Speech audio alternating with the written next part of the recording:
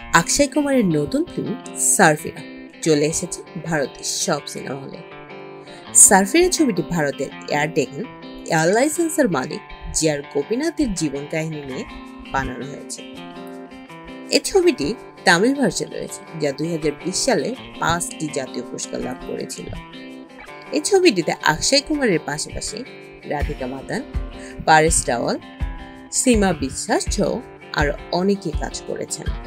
এই ছবিটি ভারতের সিনেমা হলে মুক্তিপ্রাপ্ত কিছু ছবি যেমন কামাল হাসান অভিনীত ইন্ডিয়ান 2, নিখিল নাগেশ ভাটের কিল এবং সবচেয়ে বহুল আলোচিত প্রভাসের ক্লান্তি ছবিটি সিনেমা হলে পাশাপাশি লড়াই করছে। এই ছবিটি এখন পর্যন্ত 6 কোটি রুপি ব্যবসা দেয়।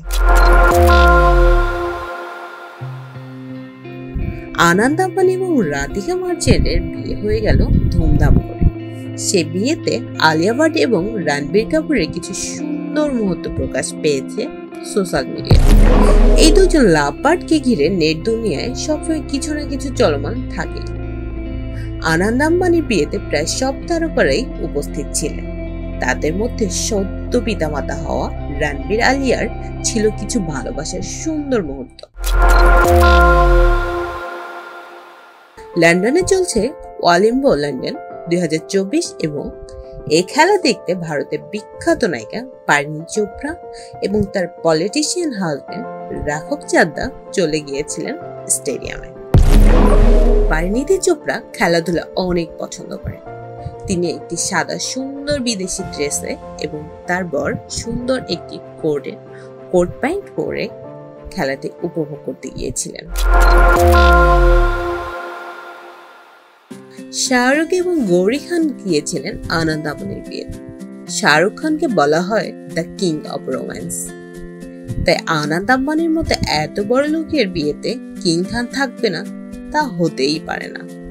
বিয়েতে যখন বরকনের সাত পাকে বাধা পড়ছিলেন তখন শাহরুখ ও গৌরী মেতেছিল নিজেদের খুনসুটিতে।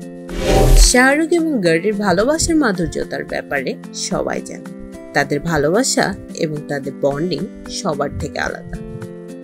তাই এত বড় একটি বিয়েতে সবাইকে যখন বরকনেকে নিয়ে ব্যস্ত, তখন এই দুজন ছিল নিজস্ব ভালোবাসার মতো। দর্শক, এই ধরনের আরো ইন্টারেস্টিং আরো নিউজ জানতে এবং সবসময় আপডেট থাকতে চ্যানেলটি সাবস্ক্রাইব করুন এবং বেল বাটনটি চাপ দিয়ে রাখুন যেন আমাদের কোনো আপডেট আপনার মিস না হয়। ধন্যবাদ।